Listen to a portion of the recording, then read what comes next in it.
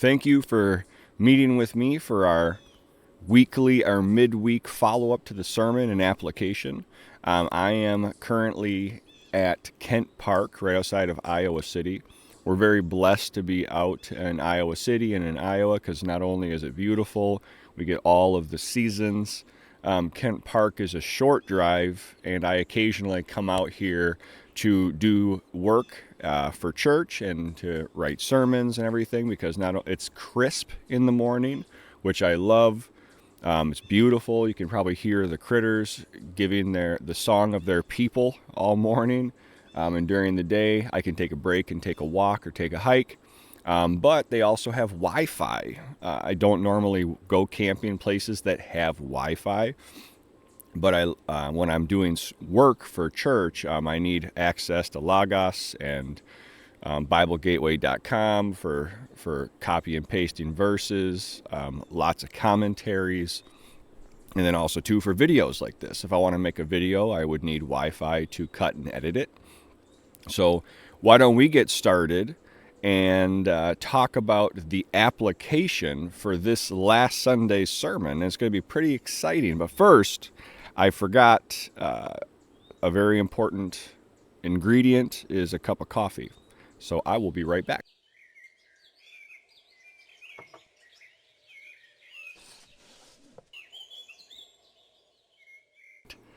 It's currently 8 a.m. here, so you're probably not going to want to have some coffee unless it's decaf, but feel free to have a cup of coffee with me.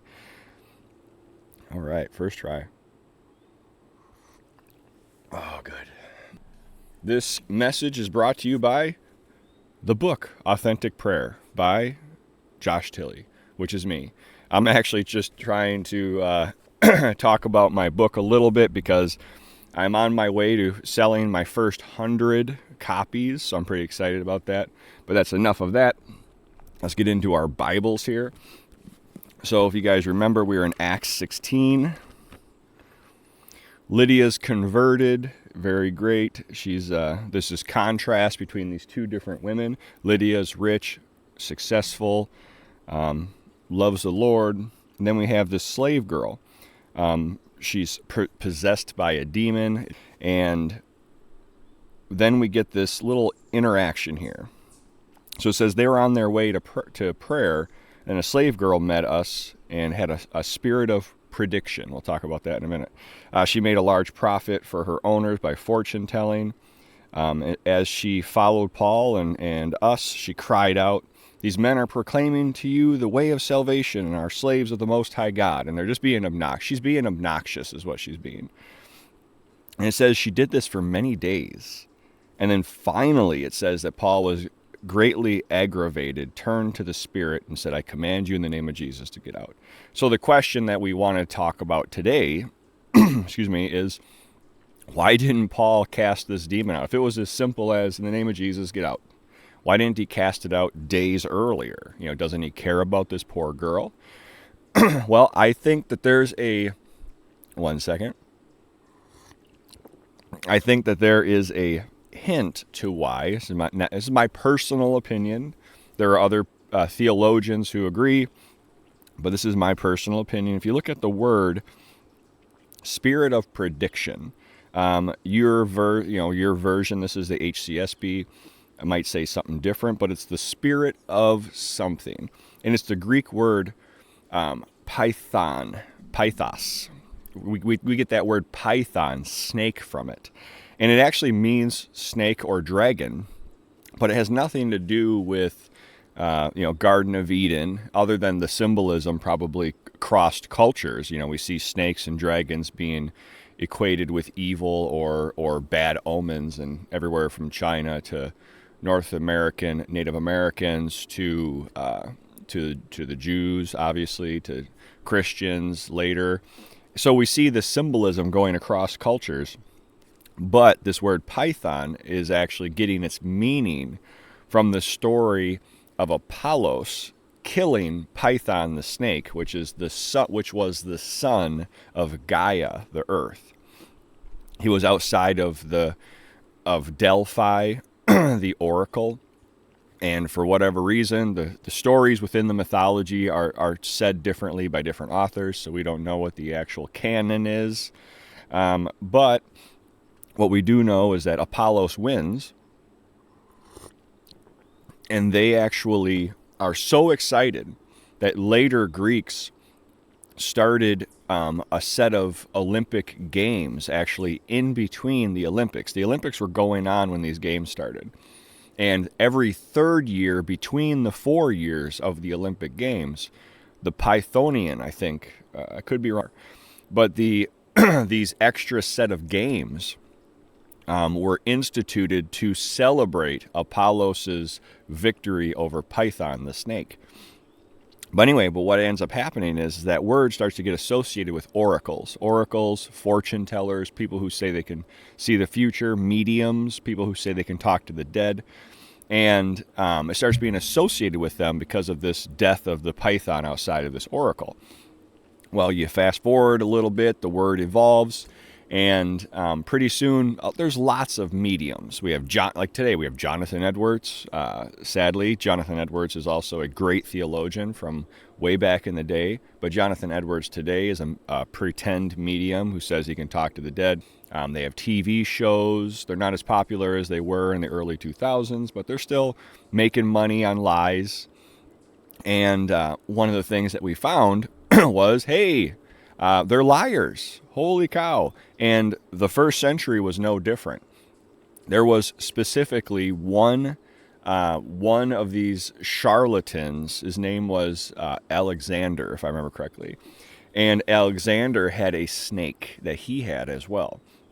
And so what he did was he actually put a snake inside of this big egg, like a ostrich egg or something, sealed it back up, and then he put the snake, he hid it, and then he was prophesying that he was speaking to the gods or whatever, speaking for the gods, that he would find this snake. And as he's walking with these folks and he's telling them about how great he is, he finds this egg. Oh, and he opens the egg up and he cracks it open, and what's inside? A snake. Sure enough, he's a prophet. Wow, he's speaking for the gods.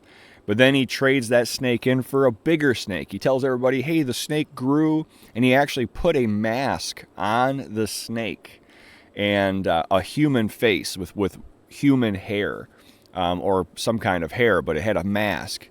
We actually have images of this. People had drawn pictures of it because people were enamored. And here's the thing. If you're holding a snake, how do you make the snake speak on behalf of the gods? You go, hey, I'm a snake. How are you doing? It was ventriloquism. So the word python actually became synonymous with ventriloquist and charlatans, because that's how they were speaking for the gods. They would hold these things, and some of them were better than others, obviously. And this guy must have been really good because he spoke, the snake was speaking. Later, it got so popular, they built a temple in honor of the snake.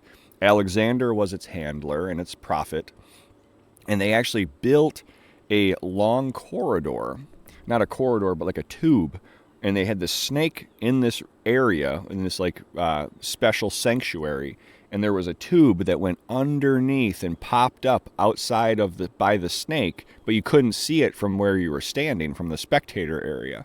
And then there'd be a guy, probably Alexander or one of his minions, going, I am the snake, and I am speaking for the gods. And he would speak through the tube. So then Alexander couldn't be accused of being a ventriloquist because he'd be talking and the snake would interrupt him. So that's obviously impossible. It's even better than drinking a glass of water while you're talking through your snake. So anyway, the point is that this word, this Greek word that we see here, it says the spirit of prediction. Yes, it had that connotation of prediction. Yes, it had that connotation of a snake or a dragon. Yes, but in addition, it also could be translated, and it's been translated by Seneca and others, or is used by Seneca and others in the first century during the time of Acts. It was used as the word ventriloquist, with the implication that it was a charlatan, that the person was making up prophecies and fortune telling. So when it says that she had a spirit of prediction, that might be Luke's way of hinting to us that this woman was walking around fortune telling, but also that Paul may very well have suspected that she was faking it. She probably, in his mind, demon possession is rare. And that's true. It's very rare. Even in the Bible where we have demon possession, the majority of people who are terrible are just terrible people. We don't need to, and this is the application, we don't need to blame demons for everything that happens that's bad, or everything that's bad that happens to us, because people are terrible in and of themselves. We don't, if there was no devil and there was no demons, or if there were no demons, we would still be sinners, we would still make mistakes, and we would still hurt each other on a daily basis. And I think that what we're seeing in this text here is Paul likely thought that this young lady was faking it and that she was just a nuisance, just antagonizing. But then after so many days, he came to realize this young lady probably is actually possessed. And for whatever reason, we don't get the background. They don't give us any of the background for these kinds of things when it comes to these demon possession things. We might get a little bit of a story, but it's just anecdotal. But he eventually casts the demon out. The girl is saved, or freed, I should say, and we never hear from her again. So we don't know if she became a believer, or if the owners of the slave, hurt her. We really don't know. All we know is they get very angry, and then the story goes on that these guys were so angry that they turned the city against Paul and Silas and Luke and whoever else is in their entourage. Anyway, so that's the application. Anyway, just want to thank you for coming and being here. Do not immediately jump to the conclusion that whatever bad thing is happening to you is a demon. Demon possession, demon stuff is rare by definition. It's rare in the Bible. It's rare in the real world. There is enough reason to suspect that people are liars, especially mediums and fortune tellers. If they're telling you they're talking to your dead aunt, impossible, and they're a liar. So do not follow that kind of nonsense. If you think it's fun to watch, I'm a big fan of Ancient Aliens. I do not believe any of it. I think it's all ludicrous, but I just love the yarn they spin. It's a master class in connecting conspiracy dots, and I just think it's great. But that's a great application. And then finally, we can also remind ourselves that we defeat the devil. The devil has no power. He has no authority. We don't want to underestimate him because he's real. He is tempting us, oppressing us, trying to put us under bondage. Addiction is a great example of the devil tempting us, opposing us, and then finally getting us under bondage. But the best way to get over even addiction, to get over depression, to get over these different things, and we all know this is true, is to do good, to focus on good, to pray about the good of other people, to get out of your own mind and your own stuff, and to serve others. Use your words and your deeds for good. And when you're doing good, you are imitating God. You are following the law of Christ. The law of love is brought to the world through good. And the goal is for every Christian to create more good than evil. And eventually, as we create more and more good, God wins because he is moving through us, through our goodness, because everything good in our lives is a gift from God. So anyway, that's it. I hope you enjoyed the story about the Alexander the charlatan and his snake. A little bit of background about that Greek word python.